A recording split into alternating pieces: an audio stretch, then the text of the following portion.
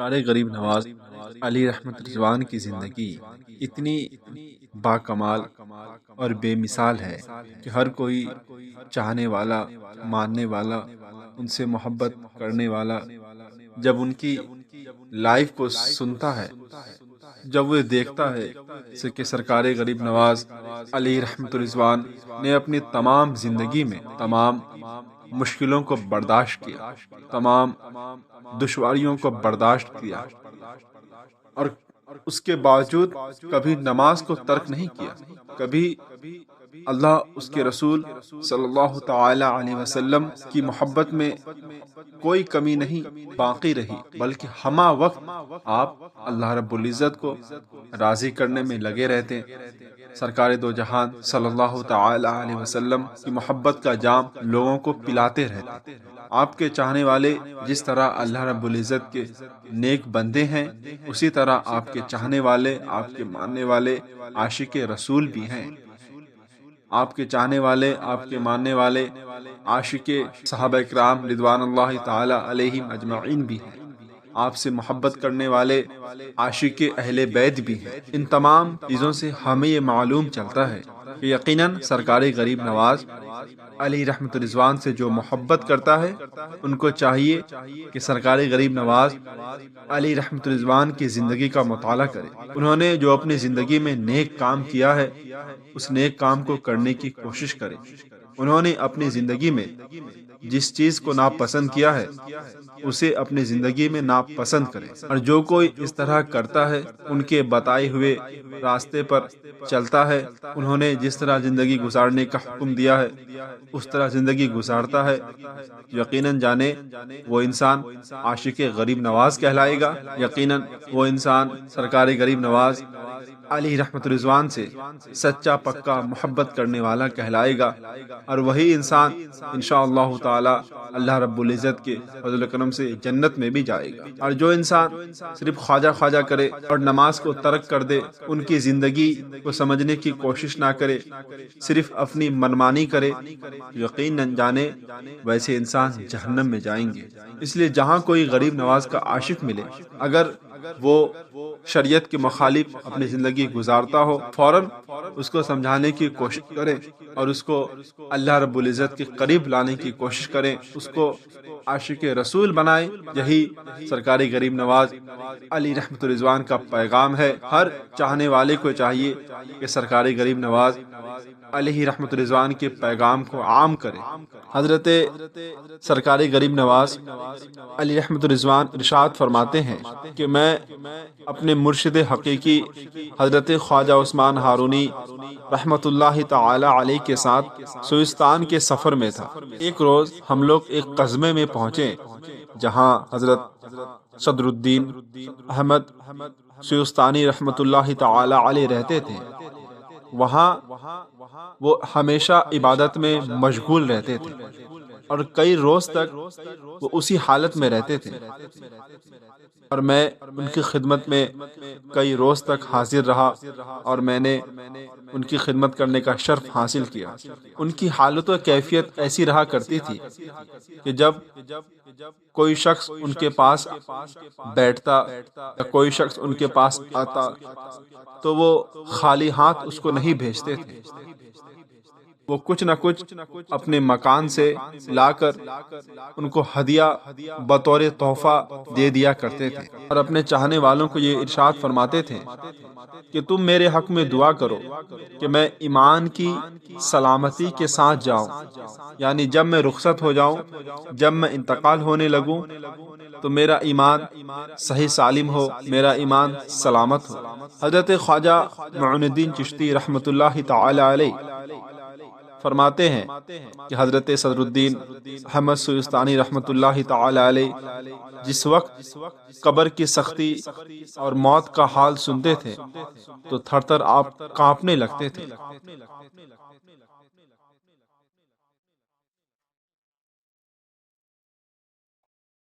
اور ایک ہفتے کنٹینیو پھوٹ پھوٹ کر اس قدر روتے تھے کہ دیکھنے والے جب آپ کو دیکھتے تھے تو آپ کی اس کیفیت کو دیکھ کر وہ بھی رونے لگتے تھے۔ اور جس وقت میں ان کی بارگاہ میں حاضر خدمت ہوا تو اس وقت آپ رو رہے تھے۔ جب ذرا سکون ہوا تو آپ نے ارشاد فرمایا کہ اے میرے عزیز، جسے موت آنے والی ہو، جس کا ملک الموت انتظار کرتا ہو، اسے سونے اور ہنسنے کا کیا کام؟ اگر تمہیں ان لوگوں کا حال معلوم ہو جائے جو قبر میں مدفن ہے، جن کو قبر کے نیچے ان کے گھر والوں نے سپرد کر دیا ہے اور ان کو بچھو سانپ وغیرہ ان کو ڈس رہے ہیں، ان کو اللہ رب العزت کا عذاب دیا جا رہا ہے، اگر تم اس کیفیت کو سمجھ جاؤ گے تو تم اس طرح پگھل جاؤ گے جس طرح نمک پانی میں گھل جاتا ہے۔ حضرت خواجہ معین الدین چشتی رحمۃ اللہ تعالی علیہ ارشاد فرماتے ہیں کہ پھر حضرت صدر الدین احمد سیستانی رحمۃ اللہ تعالی علیہ نے مجھ سے فرمایا کہ میں تمہیں 30 برس پہلے کا واقعہ سناتا ہوں کہ بصرہ کے ایک قبرستان میں ایک بزرگ رہا کرتے تھے۔ وہ میرے پاس بیٹھے ہوئے تھے۔ ہمارے قریب ایک قبرستان تھا اور وہاں مردے کو عذاب ہو رہا تھا۔ یہ حال دیکھ کر وہ بزرگ چیخے مار کر مر گئے۔ میں نے ان کو اٹھانا چاہا تو ان کی روح جسم سے پرواز کر چکی تھی اور پھر تھوڑی دیر بعد ان کا جسم پانی کی طرح بہہ گیا۔ اللہ اکبر۔ ہمیں اس واقعہ کے ذریعے یہ پتہ چلتا ہے کہ یقیناً جو اللہ کے ولی ہوتے ہیں، جو اللہ رب العزت کے دوست ہوتے ہیں، تو ان کی زندگی خوف خدا میں گزر جاتی ہے۔ ان کا اٹھنا، ان کا بیٹھنا، ان کا سونا، ان کا کھانا، ان کا پینا، یعنی ان کی زندگی کی تمام لائف اسٹائل سب خوف خدا کے انڈر میں رہتی ہے۔ وہ ایسا کوئی کام ہی نہیں کرتے ہیں جس سے اللہ رب العزت ناراض ہو جائے۔ دنیا والوں کو یہ لگتا ہے کہ جو اللہ کے ولی ہیں، یہ ایسا جو کر رہے ہیں یہ ہمارے لیے صحیح نہیں ہے، یہ بہت غلط ہے، لیکن در حقیقت میں وہ جو کرتے ہیں وہ رضا الہی کے بغیر کچھ بھی نہیں کرتے۔ اسی لیے اللہ کے ولی جو کرے ہمیں چاہیے کہ ہم ان کو تسلیم کر لیں، ہم ان کی شان میں توہین نہ کریں، ہم ادب سے ان کی ہر ایک بات کو عمل کرنے کی کوشش کریں۔ اسی میں ہمارے لیے بھلائی ہے، کیونکہ کوئی بھی اگر اللہ رب العزت کے قریب ہوتا ہے تو یوں ہی وہ قریب نہیں ہوتا ہے، بلکہ وہ اپنی زندگی کی ہر ایک قیمتی لمحے اللہ رب العزت کی بارگاہ میں قربان کر دیتا ہے۔ وہ دن کو دن نہیں سمجھتا ہے، رات کو رات نہیں سمجھتا ہے۔ وہ یہ نہیں سوچتا ہے کہ میں سو جاؤں، مجھے تھکاون محسوس ہو رہی ہے، میں نماز کو ترک کر دوں، مجھے کمزوری محسوس ہو رہی ہے، ٹھنڈی زیادہ ہے، میں وضو نہیں کرتا ہوں، آج تیمم ہی سے نماز پڑھ لوں۔ یقیناً وہ اس طرح کی چیزیں ہرگز نہیں سوچتا۔ ان کو مزہ تب آتا ہے جب ان کو ذکر کرنے میں دشواریاں ہوتی ہیں، ان کو چاشنی تب ملتی ہے جب وہ اللہ رب العزت کی بارگاہ میں سر جھکانے میں مشغول ہو جاتے ہیں، اللہ رب العزت کو راضی کرنے میں مشغول ہو جاتے ہیں۔ اس لیے ہمیں اور آپ کو چاہیے کہ جہاں کوئی اللہ کے نیک ولی رہتے ہوں ان کی تعظیم و تکریم کریں، ان کی رسپیکٹ کریں، ان کے ساتھ محبت سے برتاؤ کریں، کبھی ان کو اف نہ کہیں، ورنہ یقین جانے جب کوئی اللہ کے ولی اگر ان کو کوئی تکلیف پہنچاتا ہے، جب وہ اللہ رب العزت کی بارگاہ میں تکلیف پہنچانے والے کی شکایت کر دیتے ہیں تو اللہ رب العزت اس تکلیف پہنچانے والے کو سخت سے سخت عذاب دیتا ہے، اس میں کوئی شک نہیں ہے۔ اس لیے ہمیں اللہ اس کے ولیوں کی دوستی ہمارے لیے فائدہ مند ہے، اللہ اور اس کے ولیوں سے دشمنی لینا یہ ہمارے لیے کافی نقصان ہے۔ یہی وجہ ہے کہ بہت سارے ایسے لوگ دنیا میں موجود تھے جو اپنے علم و فن پر ناز کرتے تھے، جو اپنے شکل و صورت پر ناز کرتے تھے، لیکن جب وہ اللہ رب العزت کے نیک ولی کی بارگاہ میں جاتے تو وہاں جا کر وہ توہین کرتے، جب اللہ کے نیک بندوں کی بارگاہ میں جاتے تو وہاں جا کر ان کی غیبت کرتے،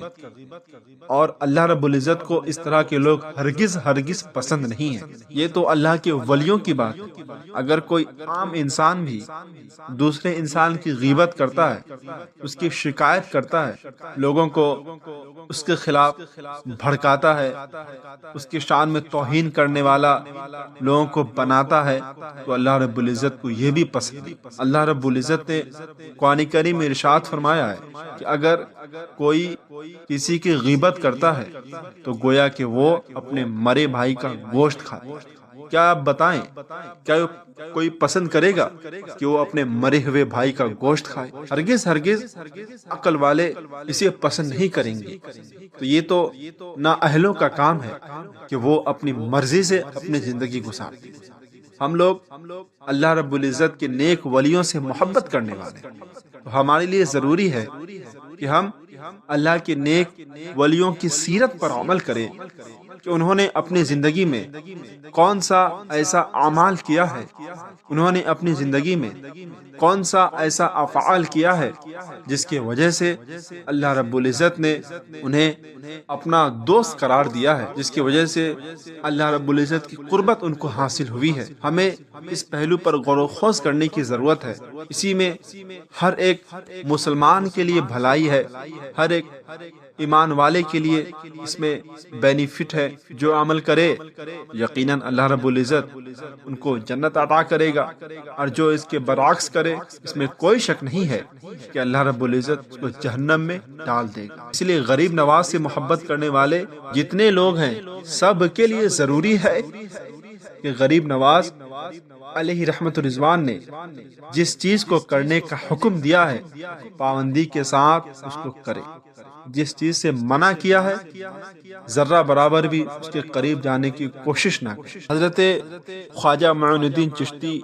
رحمت اللہ تعالی علیہ ارشاد فرماتے ہیں کہ میں اپنے مرشد حقیقی حضرت خواجہ عثمان ہارونی رحمت اللہ تعالی علیہ کے ساتھ ایک سفر میں تھا، اور ہم دونوں دریائے دجلہ پر پہنچے، اور دریا میں اس وقت تیز تیغانی موجود تھی۔ یقین جانے کہ ہم لوگوں نے سمندر کو دیکھا ہے، جب ہم لوگ سمندر کے قریب رہتے ہیں تو کبھی کبھی زور سے سمندر کا پانی ہمارے قریب آنے لگتا ہے، جس کو دیکھ کر انسان کے اندر ہیبت طاری ہو جاتا ہے، انسان ڈر جاتا ہے۔ تو بالکل اسی طرح کی کیفیت تھی۔ تو سرکار غریب نواز علی رحمت اللہ ارشاد فرماتے ہیں کہ میں سوچ میں گم ہو گیا کہ ہم اس دریا کو کیسے پار کریں گے۔ کچھ وقت کے بعد میرے مرشد پاک نے ارشاد فرمایا کہ معین الدین اپنی آنکھیں بند کر لو۔ میں نے اپنی آنکھیں بند کر لی، اور کچھ دیر کے بعد میرے مرشد پاک نے ارشاد فرمایا اے معین الدین اپنی آنکھیں کھول دو۔ میں نے اپنی آنکھیں کھولی تو ہم دریا کے دوسرے جانب کھڑے تھے۔ میں نے اپنے مرشد حقیقی کی بارگاہ میں عرض کیا کہ اے میرے مرشد کامل، یہ کیسے ہو گیا کہ ہم دریا کے اس کنارے آ گئے؟ تو میرے مرشد پاک نے ارشاد فرمایا کہ میں نے 5 مرتبہ سورہ فاتحہ پڑھی اور پھر تمہیں لے کر دریا کے اس پار سے اس پار لے کر آ گیا۔ تو معلوم چلتا ہے کہ اللہ رب العزت کے نیک ولی اگر چاہتے ہیں تو وہ کسی بھی چیز کو اپنے تابع کر سکتے ہیں، یعنی کوئی بھی چیز وہ طلب کرے تو وہ ان کی باتیں سنتا ہے اور ان کے حکموں پر عمل کرتا ہے، اس میں کوئی شک نہیں۔ یہ ولی کی پاور ہوتی ہے۔ اللہ رب العزت اپنے ولی کو بہت سارے پاور سے نوازتا ہے، جس کا استعمال وہ ہمیشہ نہیں کرتے۔ جب تک ان کو ضرورت لاحق نہیں ہوتی ہے تب تک وہ اس چیز کا استعمال نہیں کرتے۔ لوگ کہتے ہیں کہ ولی کرامت دکھانے کے لیے بھیجے گئے ہیں، ولی کا کام ہی ہوتا ہے کہ وہ کرامت دکھائے، آپ ان کی کرامت بیان کریں۔ ولی کرامت دکھانے کے لیے دنیا میں نہیں بھیجے گئے ہیں، بلکہ اللہ رب العزت اپنے ولیوں کو دنیا میں اسی لیے بھیجا ہے کہ وہ اللہ اس کے رسول کی سچی باتیں لوگوں تک پہنچائے، صحابہ اکرام رضوان اللہ تعالی علیہم اجمعین کی حقیقی باتیں لوگوں تک پہنچائے، اہل بیت رضوان اللہ تعالی علیہم اجمعین کا سچا پکا پیغام لوگوں تک پہنچائے، اور جب لوگ نہ سمجھے، جب لوگ قبول نہ کرے، جب دشواریاں حد سے زیادہ بڑھ جائے، جب لوگ مذہب اسلام سے پلٹنے لگے، مذہب اسلام کو چھوڑنے لگے، جب یہ صورتحال ہو جائے کہ لوگ اگر کرامت دیکھیں گے، لوگ اگر اللہ کے ولیوں کے اندر خاص صفت کو دیکھیں گے تو لوگ مسلمان ہو جائیں گے، لوگ اللہ کے پیارے حبیب صلی اللہ تعالی علیہ وسلم سے سچے پکے محبت کرنے والے بن جائیں گے، تب اللہ رب العزت اپنے ولیوں کو اجازت دیتا ہے کہ تب تم اپنی کرامت کو ظاہر کرو، تاکہ لوگ یہ سمجھ لیں کہ تم کوئی عام شخص نہیں ہو، بلکہ تم اللہ رب العزت کے خاص شخص ہو، تم اللہ رب العزت کے خاص بندے ہو۔ اس لیے اپنے ذہن پر یہ بات مستحضر رکھیں، اپنے ذہن میں یہ بات کو محفوظ رکھیں کہ اللہ کے ولی صرف کرامت دکھانے کے لیے دنیا میں نہیں آئے ہیں، بلکہ اللہ کے ولی دنیا میں اسی لیے آئے ہیں کہ وہ انسانوں کو اللہ رب العزت سے قریب کریں، وہ انسانوں کو عاشق رسول بنائیں، وہ انسانوں کو اہل بیت سے محبت کرنے والا بنائیں، وہ دنیا میں انسانوں کو گناہوں سے توبہ کر کے اچھے کام کرنے والا بنائے۔ در حقیقت میں صاف جملوں میں اگر کہا جائے تو اللہ کے ولی دنیا میں اسی لیے بھیجے گئے ہیں کہ وہ انسانوں کو جنتی بنا دے، وہ انسانوں کو اللہ رب العزت کے فضل و کرم سے جنت میں جانے والا بنا دے۔ یقیناً اس میں کوئی شک نہیں ہے کہ جو انسان اللہ کے نیک ولیوں کی تعظیم و تکریم کرتا ہے، ان کے حکموں پر عمل کرتا ہے، تو وہ جنت میں جائے گا،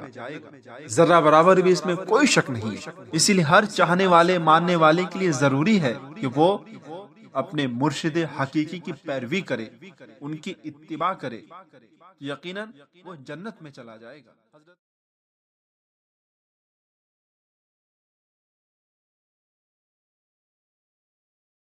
رحمت اللہ تعالی علیہ ارشاد فرماتے ہیں کہ میں دوران سفر ایک درویشوں کی جماعت میں جا کر بیٹھا، وہ لوگ آپس میں یہ گفتگو کر رہے تھے کہ سب اپنی اپنی کچھ کرامت کو ظاہر کرے، کم سے کم ایک کرامت کو دکھائے۔ اس مجلس میں شیخ علاؤ الدین کرمانی، حضرت خواجہ عثمان ہارونی، جناب محمد عارف رحمت اللہ تعالی علیہ مجمعین اور میں بھی شریک تھا۔ پھر سب نے اپنی اپنی کرامتیں دکھائی۔ حضرت خواجہ معین الدین چشتی رحمت اللہ تعالی علیہ ارشاد فرماتے ہیں کہ مرشد پاک حضرت خواجہ عثمان ہارونی رحمت اللہ تعالی علیہ نے اپنے مصلے کے نیچے سے ایک سونے کا اینٹ کا ٹکڑا نکالا اور